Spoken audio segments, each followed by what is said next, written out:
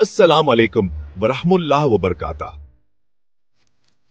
आपका खैर मुकद्दम है कुरान का पैगाम के एक और खूबसूरत हिस्सा में। आज हम बात करेंगे नेकी और भलाई की अहमियत पर, जो कुरान मजीद की रोशनी में हमारी जिंदगियों के लिए एक रहनुमा असूल है। इस्लाम में नेकी को अजीम मकाम दिया गया है। ये अल्लाह की रजा और बंदों के हकूक की पासदारी का जरिया है। अल्लाह ताला फरमाता है, और जो नेकी करते हैं अल्लाह उनसे मोहब्बत करता है। अल बकरा 195। नेकी का मतलब है अल्लाह की रजा के लिए अच्छे अमाल करना और दूसरों के साथ भलाई से पेश आना। नेकी से दिल को सुकून और अल्लाह की क़ुर्बत मिलती है, गुनाहों की माफी और जिंदगी में बरकत पैदा होती है। हाँ,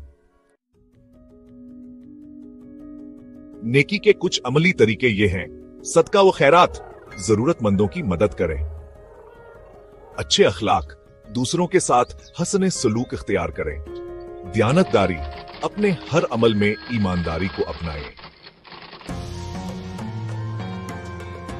भलाई यानी दूसरों की मदद और हसने सलूक इस्लामी तालीमात का अहम हिस्सा है। कुरान मजीद में इरशाद होता है, और नेकी और भलाई के कामों में एक दूसरे का साथ दो। अल-माइदा 2। भलाई से मुआशरे में मोहब्बत और भाईचारा पैदा होता है। दूसरों की मदद करना। सखावत, दिल खोलकर खुश करें। खुश इखलाकी, मोहब्बत और शफकत से पेश आएं। नेकी और भलाई हमारी जिंदगियों के वो असूल हैं जो हमें अल्लाह के करीब करते हैं और मुआशरती ताल्लुकात को मजबूत बनाते हैं। ये औसाफ न सिर्फ दुनिया में सुकून और खुशी का बायस हैं, बल्कि आखिरत में कामयाबी की जमानत भी हैं।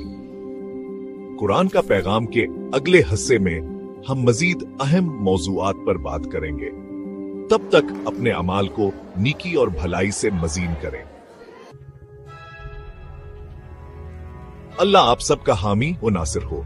अस्सलामु अलैकुम वरहमतुल्लाह वबरकातुहू।